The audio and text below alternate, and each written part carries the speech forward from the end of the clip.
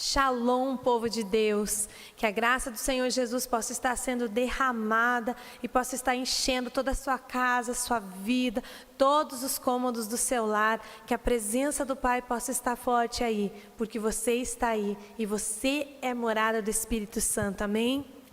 Vamos estar orando, entregando este momento a Deus e todos os momentos da nossa vida, mas estamos consagrando este momento onde estamos parando, deixando tudo o que tínhamos para fazer de lado, porque neste momento nós estaremos adorando ao Rei dos Reis. Nós precisamos parar para adorar ao Rei. Toda a nossa atenção tem que estar para Ele. Amém? Senhor, em nome de Jesus, toma as nossas vidas, Espírito Santo, toma cada lar, toma cada vida, que a Tua paz possa estar enchendo a cada lar, Senhor, a Tua alegria, a Tua esperança, Senhor, em nome de Jesus. Que o Senhor possa estar enchendo o Teu povo, ó Pai. Que o Teu Santo Espírito possa estar, ó Pai, queimando no coração de cada filho Teu neste momento. E que juntos, ó Pai, como noiva Tua, nós possamos adorar e bendizer ao Rei dos Reis, aquele que é digno, que foi digno e que sempre será digno do nosso louvor e da nossa adoração. Em nome de Jesus. Amém? Vamos adorar ao Senhor? Esta canção, ela fala assim, sobre os nossos pensamentos. Nós precisamos estar com os nossos pensamentos em Deus, sempre nele, sempre nas coisas dele. Não deixe o teu pensamento desviar para notícias ruins, para outras coisas. Foca na palavra de Deus, amém? Nós aprendemos isso. Foca na palavra de Deus. Foca naquilo que Deus tem para a sua e para a minha vida. Isso sim nos traz esperança, nos traz vida, nos traz paz e nos traz a verdadeira alegria. Vamos lá, meninas? Vamos. Tu és soberano, acima dos reis, acima dos deuses, tu estás, meu Senhor. A minha vida eu te entrego.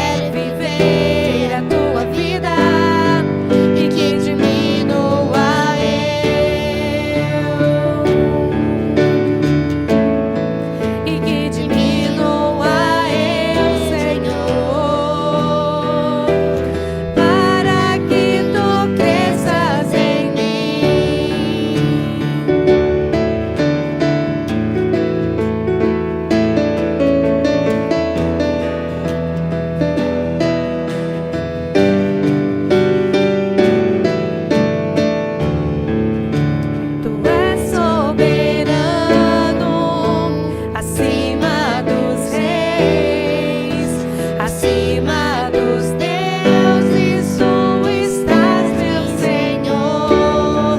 A minha vida eu te entrego. Sou Isaque no teu altar. Eu quero pensar nos teus pensamentos, eu quero andar nos teus caminhos, eu quero viver a tua vida e que diminua eu. Eu quero pensar nos teus pensamentos, eu quero andar nos teus caminhos, eu quero viver a tua vida e que diminua eu. Eu quero pensar nos teus pensamentos, eu quero andar nos teus caminhos, eu quero viver a tua vida e que diminua eu. Que eu e você possamos estar buscando isso, que o nosso eu possa diminuir a cada dia, para que realmente o Senhor, o Espírito Santo, tome conta da nossa vida por completo.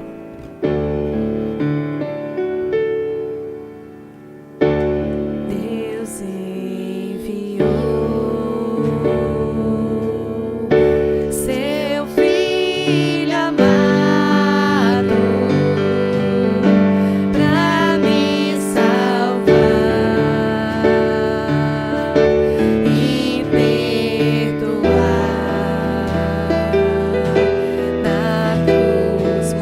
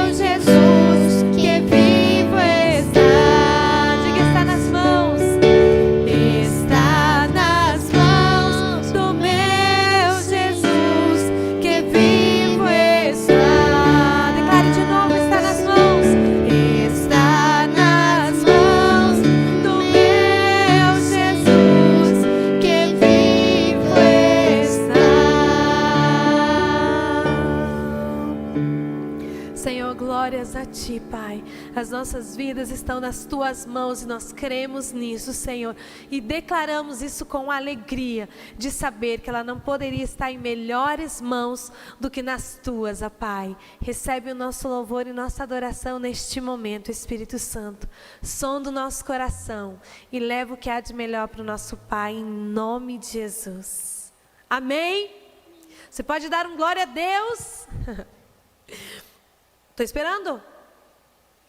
Isso, glorifica o Senhor aí na sua casa. Eu quero ler um texto com vocês que está lá em Mateus. Mateus capítulo 6. Você está com a sua Bíblia aí por perto? Corre pegar ela. A palavra de Deus é muito importante. E ela precisa estar ao nosso lado. Mateus capítulo 6, versículo 31 ao 33, nós vamos ler. A palavra de Deus é vida. E ela tem a capacidade de transformar as nossas vidas se nós colocarmos em prática. E é isso que nós estamos aqui, colocando em prática a palavra do Senhor. Mateus 6, 31 diz assim: Não andeis, pois, inquietos, dizendo: que comeremos, ou que beberemos, ou com o que nos vestiremos? Porque todas essas coisas os gentios procuram. De certo, vosso Pai Celestial bem sabe que necessitais de todas essas coisas. Mas buscai em primeiro lugar o reino de Deus, e todas essas coisas vos serão acrescentadas. Amém? Vivemos em épocas de inquietude do nosso coração e da nossa alma. E nós devemos buscar no Senhor essa saciedade. Amém? Nós não devemos estar preocupados com o que comeremos, o que vestiremos, como nós faremos, Senhor. Nós precisamos confiar no Senhor. Aquela viúva só tinha um pouco de azeite na botija. E o Senhor multiplicou o que ela tinha. E hoje o Senhor quer multiplicar o que você tem. Amém? Como que isso acontece? Quando nós entregamos ao Senhor. Quando ela entregou ao Senhor o que ela tinha, o Senhor multiplicou. Eu te convido neste momento a estar entregando seus dízimos, suas ofertas, sua primícia. Você poderá estar fazendo transferência, fazendo Pix, como você achar melhor, mas não deixe de entregar a Deus o que é de Deus. Não deixe de dar a porção ao Pai, a qual Ele vai usar para multiplicar em nossas vidas. E falando em multiplicação dos celeiros, do alimento, vamos lembrar que hoje é o domingo de ceia. O domingo onde entregamos alimentos também na presença do Pai, para abençoar famílias que estão precisando. Então separe o alimento aí, você é muito inteligente, vamos encontrar uma forma de você estar entregando. Nós já temos, pastor Minoro, a pastora Karina já tem, que eu saiba, por enquanto, uma família que está precisando, mas nós sabemos que nessa época onde se fecha tudo, as pessoas têm necessidades. Então vamos estar usando as nossas vidas, o que temos, para que possa ser bênção na vida dos nossos amigos, dos nossos irmãos, amém? E não esqueça disso, buscar em primeiro lugar o reino de Deus. O resto é resto. O resto o Senhor vai multiplicar na minha e na sua vida. Amém? Deus te abençoe.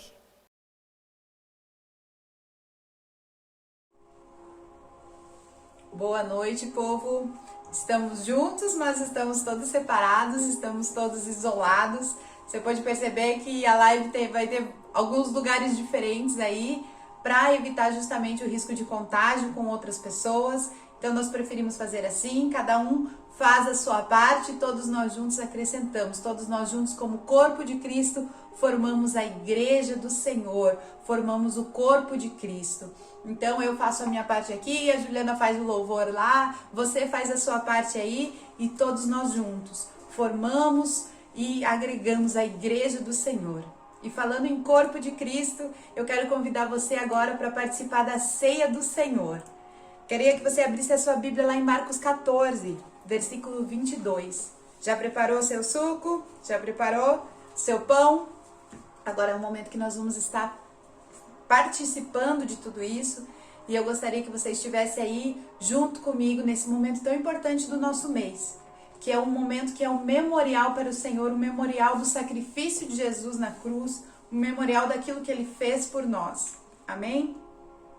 Marcos 14, 22 diz assim: E enquanto ceavam, tomou Jesus um pão, e tendo dado graça, o partiu, o serviu aos seus discípulos, declarando: Tomai, isso é meu corpo. E em seguida tomou Jesus um cálice, deu graças e o entregou aos seus discípulos, e todos beberam dele. Então lhes revelou: Isso é o meu sangue da aliança, o qual é derramado para o bem de muitos. Com toda certeza eu vos afirmo que não voltarei a beber do fruto da videira, até o dia em que beberei o vinho novo no reino de Deus. Vai chegar esse dia em que nós beberemos esse vinho novo junto com o Senhor, lá nos céus, lá no reino de Deus. E nós precisamos estar preparados como noivo. Nós precisamos nunca esquecer do sacrifício de Jesus. Nós precisamos que isso seja uma memória fresca em nós todos os dias, porque o sacrifício dele não foi em vão. O sacrifício dele não foi há 2000 anos atrás, não foi um ato histórico. É um ato presente hoje no nosso dia. E é por isso que nós temos que trazer a memória. Se nós pudéssemos cear todos os dias, nós poderíamos cear. Porque a Bíblia não fala sobre a frequência com que nós deveríamos cear, mas fala que nós devemos sim lembrar daquilo que Jesus fez por mim e por você. Lembrar que aquele corpo lá na cruz foi derramado para que hoje nós tivéssemos vida. Que aquele sangue trouxe perdão dos nossos pecados. E é por isso que nós devemos estar mergulhados na graça, no poder do Senhor, naquele que nos limpa, que nos perdoa, na graça de Deus que nos foi entregue. Hoje, como família, nós estamos separados, mas estamos unidos pelo corpo. Nós estamos separados fisicamente, mas estamos unidos com Cristo. Cristo é o que nos une. Se não fosse Cristo, nós nem precisaríamos estar aqui hoje. Mas nós temos uma aliança e nós zelamos por essa aliança que nós temos com o Senhor. Que essa aliança hoje seja celebrada na sua casa, mas mais do que ser celebrada com a sua família, ela possa ser celebrada com todas as pessoas do corpo de Cristo, que hoje trazem à memória o sacrifício que o Senhor fez para que nós fôssemos salvos, libertos, curados e transformados. Se tem alguém aí enfermo na sua casa, se tem alguém aí doente, que possa receber a cura através do sangue de Cristo nesse momento, em nome de Jesus. Se tem alguém precisando de salvação aí na sua casa, entregue o pão e entregue o suco a ele, e que isso represente a salvação do Senhor sobre a vida dele. A ceia é um ato de memória do sacrifício de Jesus, que nos trouxe todos os benefícios que nós temos hoje. E hoje nós queremos orar para que essa ceia não seja apenas um suco e um pão, mas que ela traga ao nosso coração a memória daquilo que realmente o Senhor Jesus fez lá na cruz. A libertação, a salvação, a cura, a restauração das nossas vidas. Amém? Pai, em nome de Jesus, nós consagramos, Senhor, esse suco e esse pão, Pai. Cada suco e cada pão aí nessas casas, Senhor, que é consagrado a Ti, Senhor. Que nós possamos trazer à memória, Senhor, a Tua vida, Senhor, a Tua morte, Pai, a Tua ressurreição, Senhor. Que nós possamos, Senhor, entender que hoje nós somos corpo, nós não somos indivíduos, nós não somos casas separadas, nós somos um corpo que pertence ao Senhor Jesus, ó Pai. Nós santificamos, consagramos a Ti esse suco e esse pão, Pai. Que esse corpo, Senhor, hoje nos traga vida, Pai. Que esse sangue de Cristo, Senhor, traga restauração nos lares, Pai.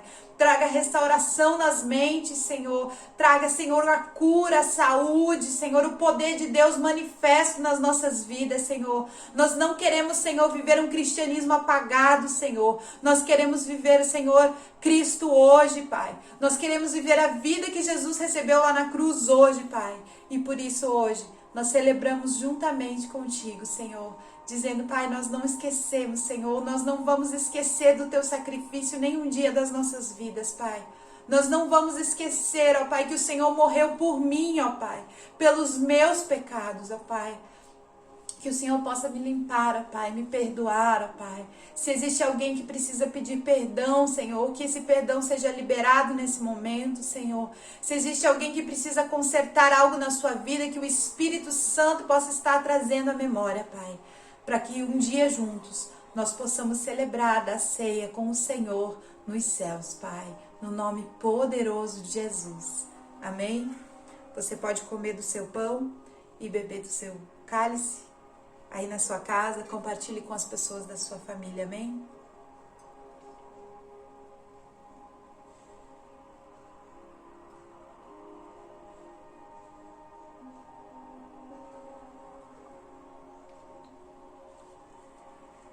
Que o Senhor possa estar abençoando a sua casa e que essa semana seja uma semana especial na sua casa, na sua vida, na sua família, no seu trabalho, onde quer que você esteja.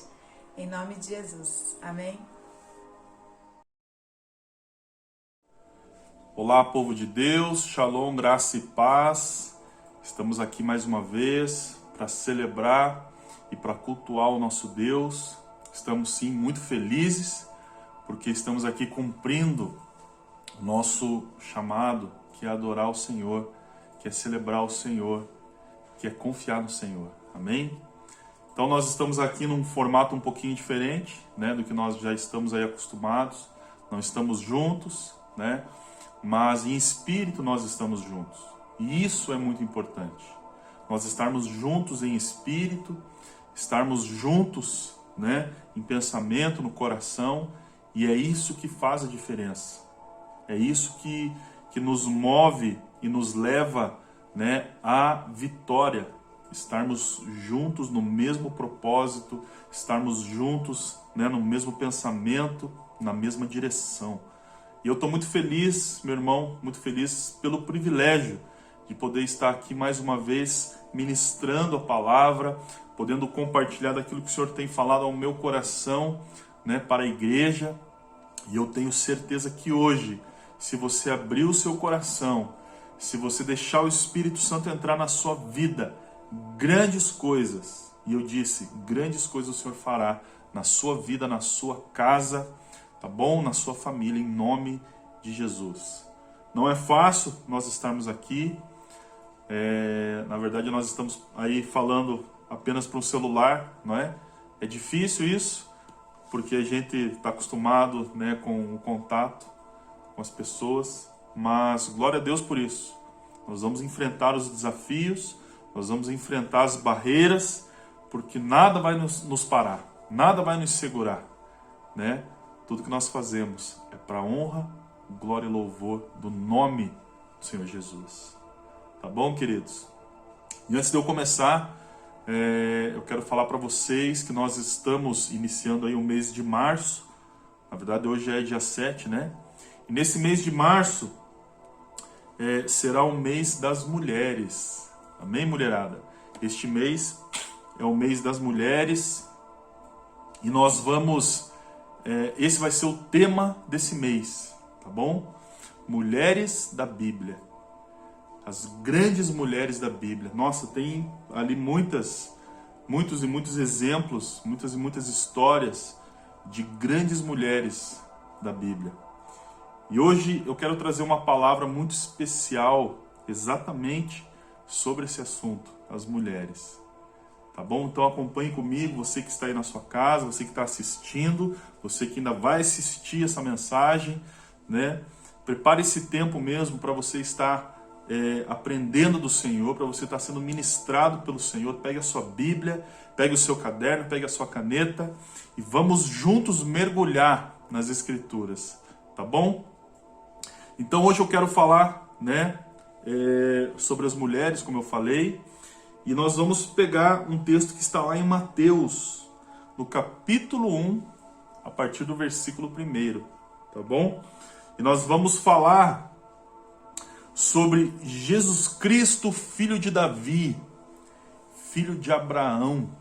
Você sabia que Jesus, ele é conhecido como filho de Davi, filho de Abraão? Será, Minoro? Será que isso é verdade? Sim, está lá no primeiro versículo, tá bom? Diz assim, ó: livro da genealogia de Jesus Cristo, filho de Davi, filho de Abraão. Ele está fazendo referência a quê? Ele está fazendo referência à aliança davídica, à aliança abrâmica de Deus, né, com esses homens, tá bom? E algo muito interessante tem aqui na genealogia de Jesus, e eu quero que você esteja atento para isso. Então acompanhe comigo, tá bom? A partir do versículo 2 de Mateus 1, tá bom? Nós vamos ler até o versículo 16, beleza? Então a palavra diz assim para nós: Abraão gerou Isaac, você já conhece bem a história. Isaac gerou quem? Gerou Jacó, e Jacó a Judá e a seus irmãos. Judá gerou de Tamar, e aqui está o primeiro nome, Tamar, a primeira mulher aqui mencionada na genealogia de Jesus. Marque aí na sua Bíblia, marque no seu caderno. Gerou de Tamar a Pérez e a Zera. Pérez gerou Esrom e Esrom a Arão. Arão gerou a Aminadab. Aminadab a Naasson. Naasson a Salmão. Salmão gerou de Raabe, ok? Marca aí já a segunda mulher na sua Bíblia. Raabe a Boaz e este de Ruth. E aqui está a nossa terceira mulher. De Ruth gerou a Obed e Obed a Jessé. E quem foi Jessé? Jessé gerou ao rei Davi, e o rei Davi a Salomão, da que fora mulher de Urias. E aqui está a nossa quarta mulher. Quem foi a mulher de Urias? Quem lembra? Batseba, não é mesmo? Salomão gerou a Roboão, Roboão a Abias e Abias a Asa. Asa gerou a Josafá, Josafá a Jorão, Jorão a Uzias, Uzias gerou a Jotão, Jotão a Acasa a Ezequias. Ezequias gerou a Manassés, Manassés a Amon, Amon a Josias. Josias gerou a Jeconias e a seus irmãos no tempo do exílio na Babilônia. Versículo 12. Depois do exílio da Babilônia, Jeconias gerou a Selatiel e Selatiel a Zorobabel. Zorobabel gerou a Abiúbe, Abiúbe a Eliaquim e Eliaquim a Azor. Azor gerou Sadoc, Sadoc a Aquim, Aquim a Eliúde, e Eliúde gerou a Eleazar e Eleazar a Matã, Matã a Jacó. E Jacó gerou quem? Gerou José, marido de Maria, e aqui está a nossa quinta mulher, da qual nasceu Jesus, que se chama o Cristo.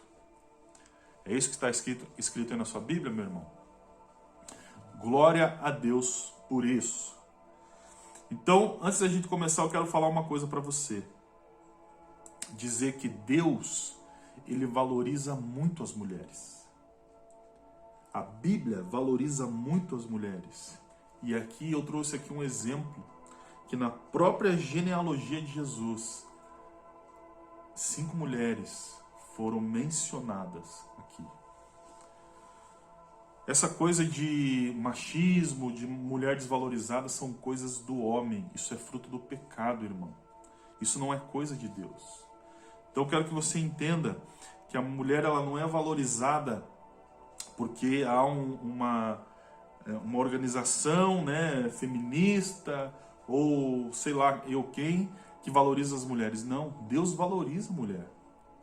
Deixa eu dizer uma coisa para você, mulher. O homem, ele foi criação de Deus, mas você, mulher, você foi a recriação de Deus. Então você tem muito valor, você é muito importante. E nesse mês de março, que nós estaremos aí, né, tendo como tema as nossas mulheres da Bíblia, nós queremos dizer para todas vocês mulheres que você tem muito valor para o Senhor. E através dessas mulheres, você mulher será impactada e nós homens seremos também muito impactados.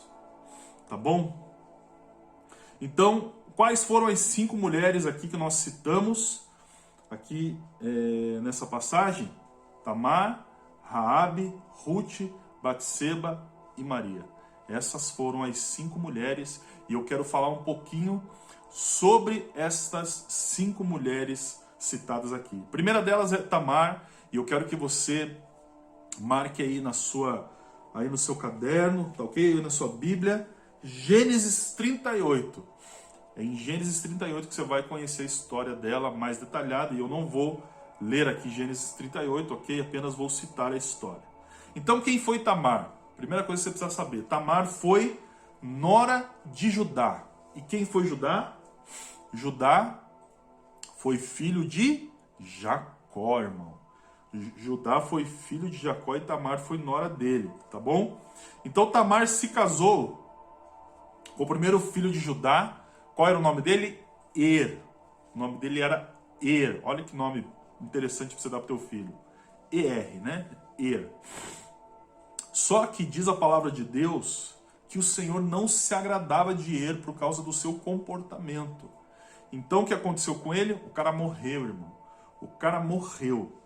E no costume, né, judaico daquela época, quando uma mulher estava viúva, né, era obrigação do irmão daquele que morreu, ou seja, do seu cunhado, tomar ela como esposa para que a descendência do seu irmão então continuasse, tá bom? E aí foi exatamente isso que aconteceu. Judá entregou Tamar para Onã, seu segundo filho, né? E aí diz a palavra de Deus que Deus também não se agradou dele porque o comportamento dele era muito pior do que de Er. E o que aconteceu com ele? O cara morreu, irmão. Então morreu Er, morreu Onã. E aí Judá tinha ainda um terceiro filho, só que ele era bem mais novo, né? Então o nome dele era Selá, tá bom? E aí ela deveria então casar com ele, né? Porque era o costume, era a lei, tá?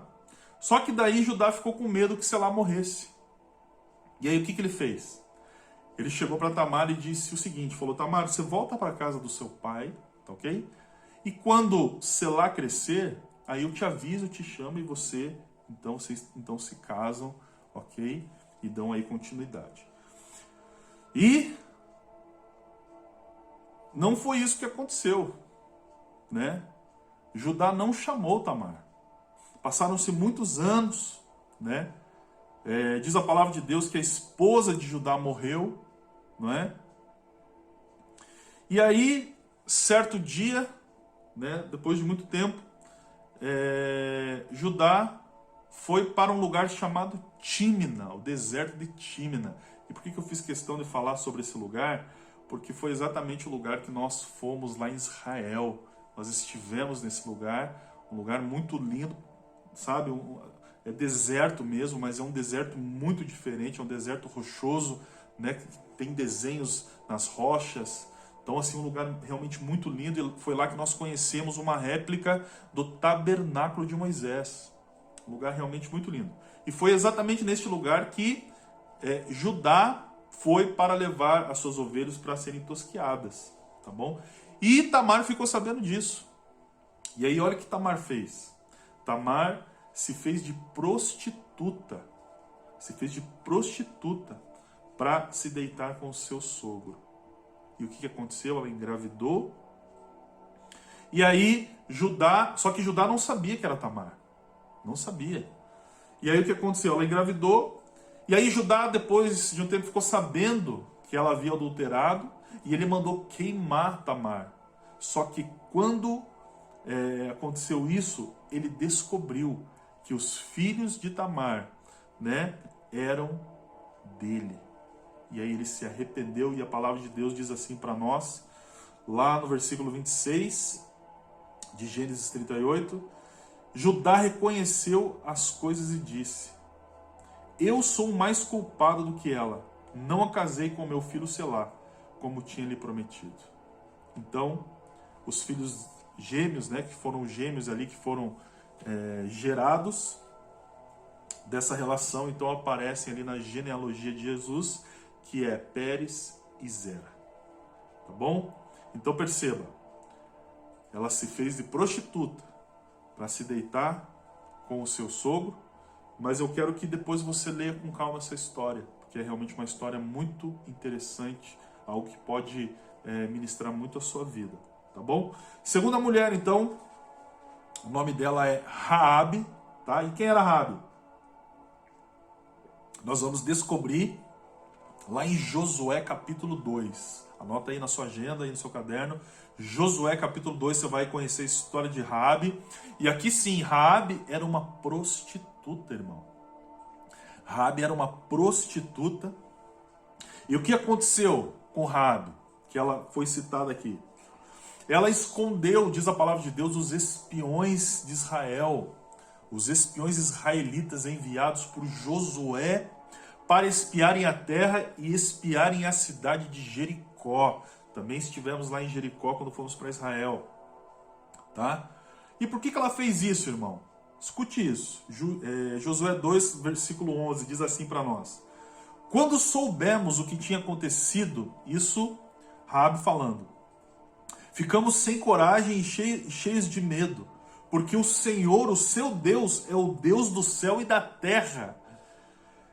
Jurem-me agora pelo Senhor que assim como eu tratei bem vocês, vocês também tratarão bem a mim e a minha família.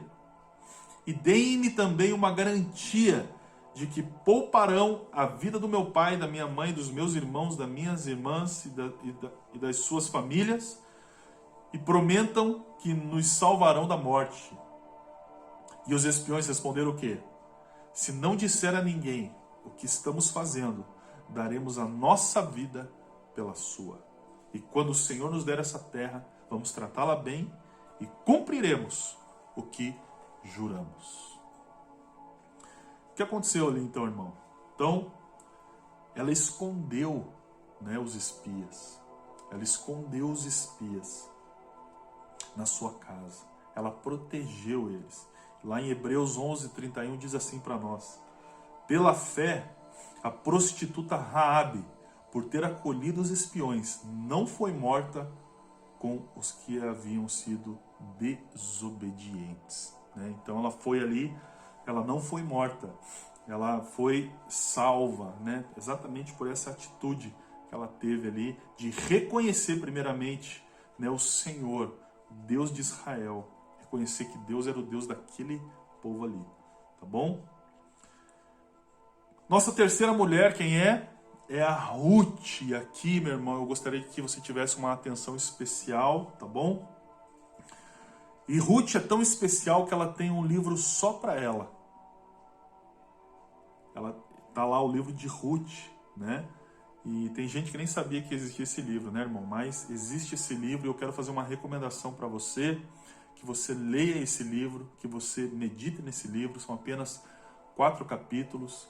E é uma leitura muito interessante, é uma leitura muito boa, né? Eu li e reli esse livro para trazer esse estudo para vocês.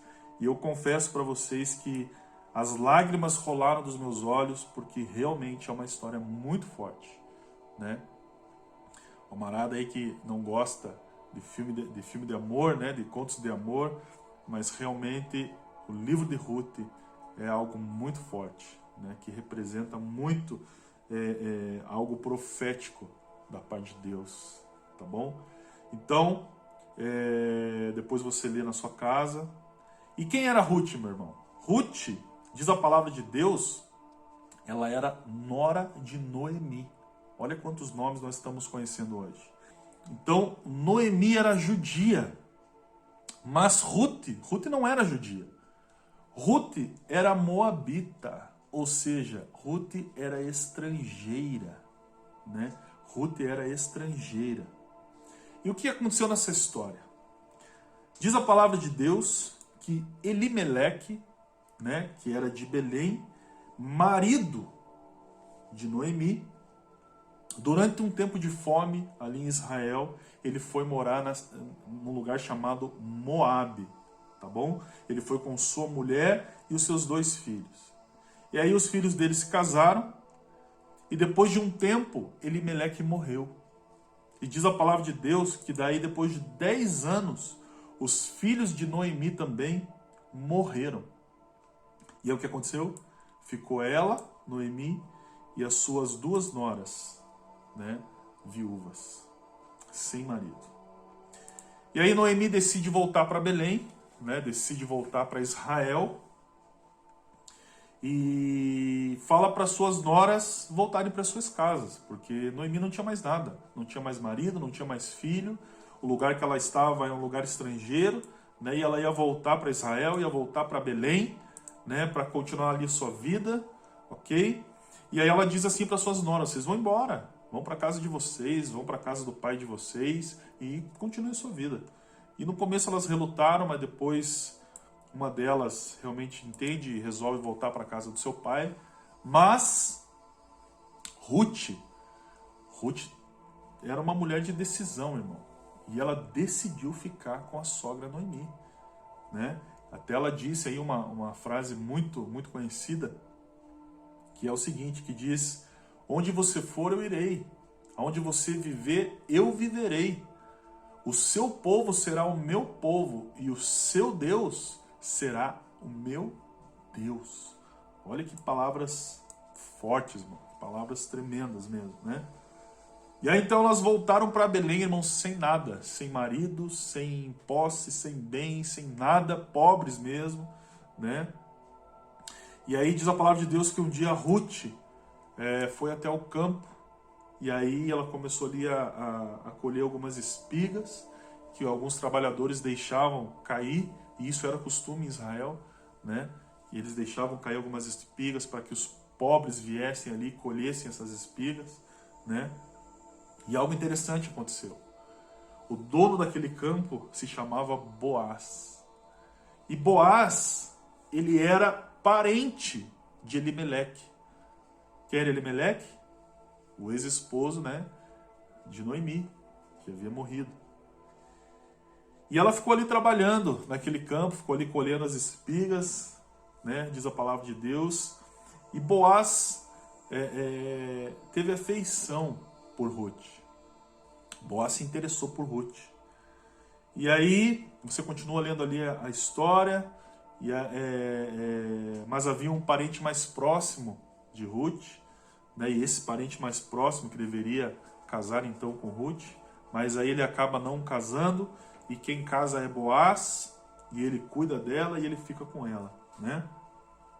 E aí eles têm um filho, e diz a palavra de Deus lá em Ruth, capítulo 4, versículo 16, então Noemi pegou o menino no colo e cuidou dele.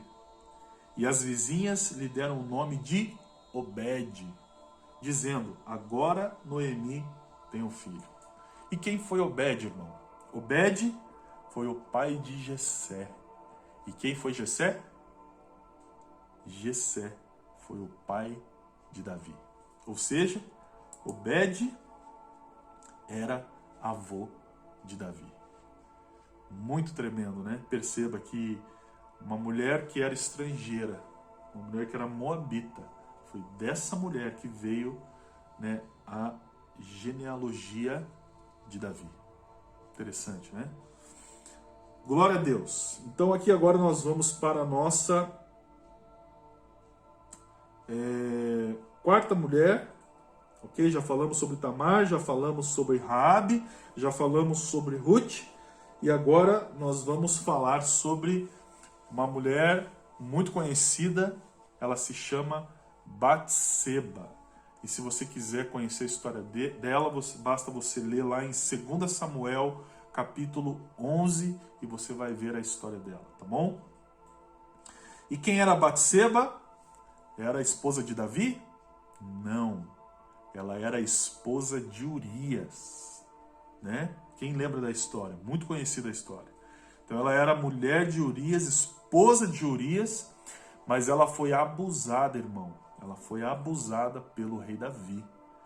O que aconteceu? Diz a palavra de Deus que Davi estava lá no seu terraço, e quando ele olhou para fora, ele viu uma mulher lá se banhando. Os olhos de Davi brilharam por ela, porque ela era realmente muito bela. E aí ele mandou chamar Batseba, e ele se deitou com ela, e ela engravidou, diz a palavra de Deus. E quando ela engravidou, ela contou para Davi.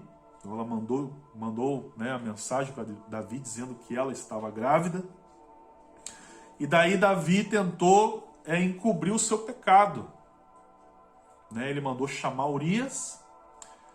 E ele tentou fazer com que Urias ali ficasse uns dias na sua casa, né, e com a sua esposa, para que daí ele pudesse ter relações com sua esposa, e aí todos achassem que o filho dela seria realmente de Urias, mas ele não aceitou. Então o que Davi fez? Mandou ele para a frente de batalha, e aí ele morreu. E diz a palavra de Deus que o Senhor não se agradou disso. Óbvio que não iria se agradar, né? O Senhor não se agradou da atitude de Davi, e aí veio grande maldição sobre Davi. O filho gerado, né, desse ato pecaminoso, vamos dizer assim, morreu, né? Mas aí Davi casa com Batseba, toma ela como esposa, se arrepende. E aí, diz a palavra de Deus lá em 2 Samuel 12, 24, diz assim, ó, depois Davi foi consolar a sua esposa, então esposa Batseba, e se deitou com ela. E Batseba ficou grávida de novo e teve um outro filho, a quem Davi chamou de Salomão. Só o Salomão, né, irmão? Então perceba aí o que Deus faz, né? E a última mulher que eu quero falar é Maria. E quem era Maria? Maria era uma mulher íntegra, diz a palavra de Deus, uma mulher reta, uma mulher pura, mas alguém que agora estava com a imagem manchada. Por quê? Porque engravidou solteira. Irmão. Em Mateus 1,19 diz assim para nós, José, que era o esposo de Maria, ou melhor, o seu futuro marido, né? Diz assim, José, o seu futuro marido, resolveu anular o contrato de casamento sem dizer nada a ninguém. Olha que homem, né, de honra. Pois era um homem bom e não queria humilhar a Maria. Ou seja, ela ainda não era casada, mas eles eram noivos. Meu irmão, para o judeu em Israel, você tá noivo é como se você tivesse casado. Tá bom? Então, por isso a importância, né? Só que ela estava grávida e ela ainda não tinha casado. Ela apenas estava noiva. E isso era mal visto, com certeza, né? Até os dias de hoje, isso é mal visto, né? A mulher estar grávida sem casar, né? Apesar de ser algo muito comum nos dias de hoje, mas é algo mal visto ainda, irmão. E olha a situação que eles ficaram, irmão. Olha a situação que eles ficaram, né? José ia embora, porque a sua mulher estava grávida, e ela não tinha como explicar isso para ele, né? Na verdade, ele não estava acreditando em toda a história que ela estava contando, né? E ela ia ficar grávida, sem ter casado, né? Misericórdia. E aí José ia embora. José ia embora, ia deixar ela. Mas aí então aparece o anjo do Senhor. E o anjo do Senhor apareceu para ele e contou para ele o que estava acontecendo, e ele não foi embora, então, né? Ele ficou com ela, e aí o que aconteceu? Jesus nasceu. Nós já conhecemos a história, tá bom? Então eu queria falar um pouquinho dessas mulheres, mostrar, né, essas mulheres para vocês. E a primeira coisa que eu quero que você entenda é, foram dessas mulheres que passa a genealogia de Jesus. Dessas mulheres aqui. Mulheres que se fizeram prostituta, mulheres que eram prostituta, estrangeiras, ou seja, que não eram judias, mulheres que foram abusadas e uma adolescente grávida. É dessas mulheres aqui que passa a genealogia de Jesus. Só que essa condição dessas mulheres que eu estou falando para você, essa é uma ótica humana. Essa é uma ótica de homens, né? E uma coisa que eu percebi estudando a vida dessas mulheres é que em nenhuma dos casos a culpa foi delas. Em nenhum dos casos elas tiveram culpa no que aconteceu. Por exemplo, Tamar, ela não teve culpa dos seus 2 maridos terem morrido. E ela não teve culpa que os seus maridos não valiam nada. Também não teve culpa que o seu sogro não cumpriu com a promessa. Raabe, ela não teve culpa que os espias vieram ali, se esconder na sua casa, passaram a noite ali na sua casa. Ruth, meu irmão, Ruth não teve culpa que o seu marido morreu. Ela não teve culpa de perder o seu marido, né? Batseba também não teve culpa do rei tê-la desejado, do rei ter abusado dela. Maria também não teve culpa de ter ficado grávida, não de José, né? Ela ficou grávida de Deus, do Espírito Santo, do poder do Espírito Santo, né? Então, elas não tiveram culpa, mas foram inseridas em um contexto. Elas não tiveram culpa, mas elas foram incluídas no propósito de Deus. Um propósito que era muito maior do que elas. Muito mais grandioso do que elas. E sabe o que nós entendemos aqui, irmão? Que Deus não está preocupado com quem nós somos. Deus está preocupado em quem nós podemos nos tornar. Deus não está preocupado em quem você é, mas Ele está preocupado com quem você pode se tornar. Amém? Deixa eu dizer uma coisa para você, irmão, baseado nisso. Talvez você não tenha a culpa da situação em que está vivendo. Talvez você não tenha a culpa da tua vida estar virada de cabeça para baixo, a tua família, a tua casa. Talvez você não tenha a culpa de tudo que está dando errado na sua vida. Todas as coisas difíceis, situações difíceis que estão acontecendo. Mas deixa eu te falar uma coisa. Deus é especialista em tornar maldição em bênção. Deus é especialista em fazer com que as coisas que não têm valor tornem a ter valor, se ali houver um coração quebrantado pelo Senhor. Deus é especialista em tornar aqueles que não são nada em reis ou rainhas. Ele levanta os que não são exatamente para confundir os que são, os que se acham alguma coisa, né, irmão? Então deixa eu dizer uma coisa para você, cara. Não murmure, não reclame se você está passando por uma situação difícil, por momentos difíceis, porque é exatamente nesse momento que Deus vai transformar a sua condição, vai mudar a sua condição e vai transformar a sua vida em nome de Jesus. Portanto, confia em Deus. E já que elas agora estavam inseridas num contexto divino, não é mesmo? Foram colocadas em um lugar de honra. Sabe por quê, irmão? Porque elas eram mulheres de aliança.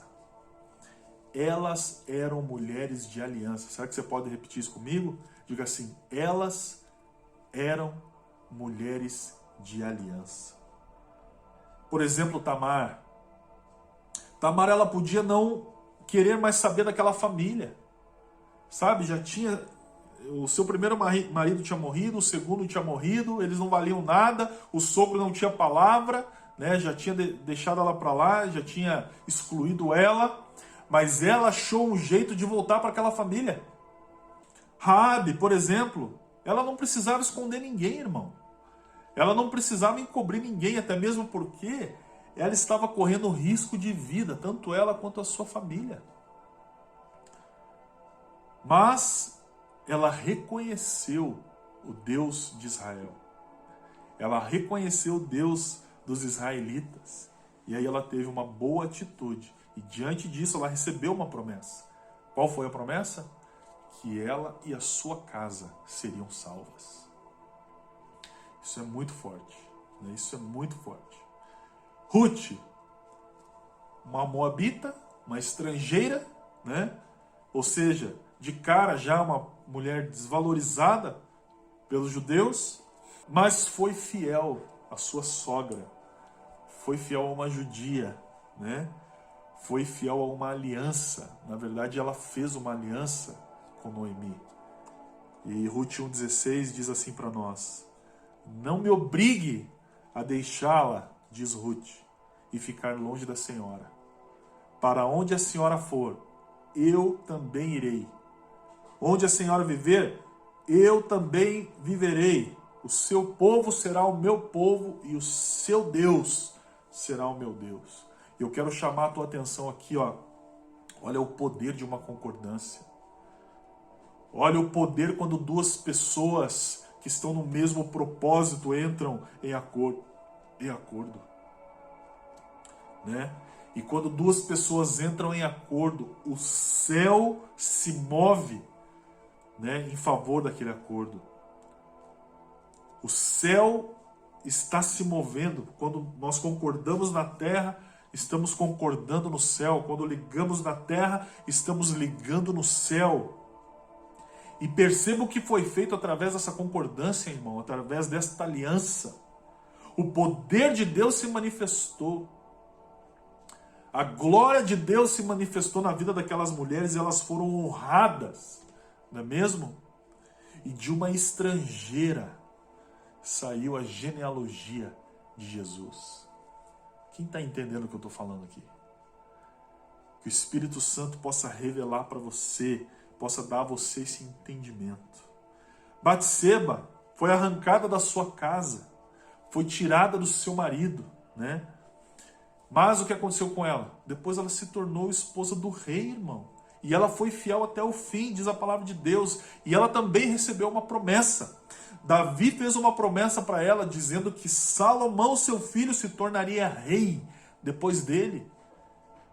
A palavra de Deus diz para nós lá em 1 Reis 1, 29, e o rei disse: juro pelo Senhor, quem tem salvo a minha vida em todos os momentos de crise, que cumprirei hoje mesmo o que jurei a você pelo Senhor Deus de Israel, quando disse que Salomão, seu filho, seria rei depois de mim. Né? Maria, o anjo aparece para ela e diz para ela que ela daria luz a um menino, a um filho, cujo nome seria Jesus, e o seu reinado não teria fim, né? Ele seria o salvador de toda a humanidade. E ela diz para o anjo assim: como? Se eu sou virgem. E o anjo, pelo poder do Espírito Santo, né, diz que desceria sobre ela, e pelo poder de Deus que envolveria ela então iria gerar um filho. E qual foi a resposta dela? É isso que eu quero chamar a tua atenção.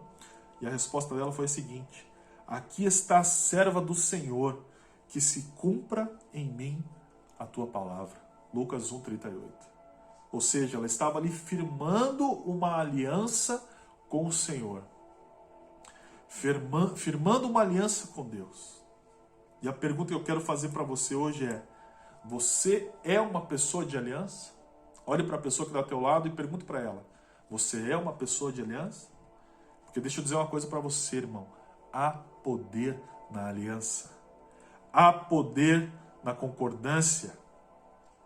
Em todos os exemplos que nós trouxemos aqui, o casamento está presente. Por quê? Porque casamento é uma aliança. E é por isso que eu pego muito no pé de alguns discípulos para que eles casem. Não porque eu quero, porque eu quero ficar apontando o erro, não. Porque eu sei do poder de uma aliança, do poder do casamento, que isso é o que vai desatar a vida das pessoas.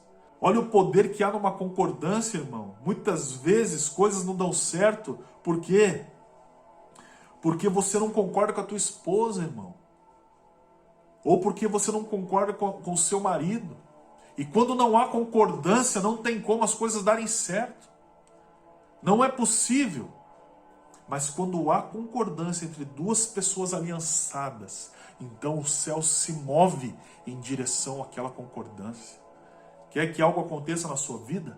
Entre em concordância com a sua esposa, com o seu marido, com os seus filhos, né? Com os seus pais. Entre em concordância e você vai ver o poder de Deus se manifestando na sua vida, em nome de Jesus. E principalmente a aliança que nós temos com Deus, né, irmão? Meu Deus, quando nós firmamos uma aliança com Deus, então a nossa vida é transformada. Tudo que nós tínhamos, né, ou pudéssemos ser, é transformado. Tudo que nós somos é mudado, porque Deus não olha para quem nós somos, mas para quem nós podemos nos tornar. E eu quero dizer para vocês que foi dessas mulheres que veio a linhagem de Jesus. Prostitutas, estrangeiras, excluídas, né? Mas sabe o que Deus estava nos ensinando aqui, irmão? O que Deus estava nos ensinando era sobre reino. Ele estava nos ensinando sobre o seu reino.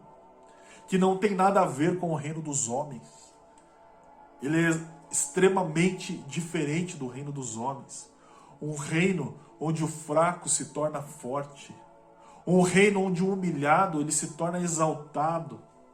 Um reino onde o pobre ele se coloca numa condição de rico pelo poder de Deus e pelas bênçãos de Deus.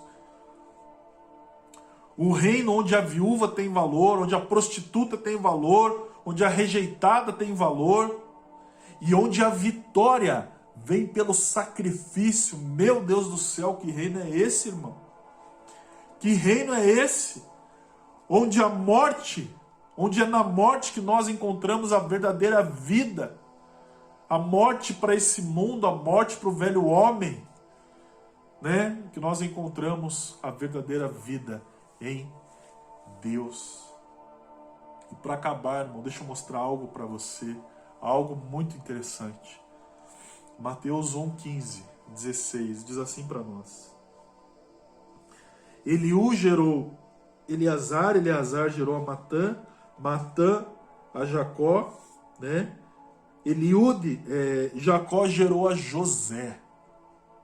Quem era José? Marido de Maria, da qual nasceu Jesus, que se chama Cristo. Sabe o que nós estamos vendo aqui, irmão? Que a linhagem abraâmica de Jesus, ele não veio por Maria. A linhagem abraâmica de Jesus, ela veio de José. E quem era José? José não era o pai biológico de Jesus. Jesus é filho de Davi por causa de José. Jesus é o filho adotado de José. Ele cumpre essa aliança davídica por causa de um pai adotivo. Então perceba que os padrões de Deus não são os nossos padrões. O reino que Deus está implantando não é o nosso reino.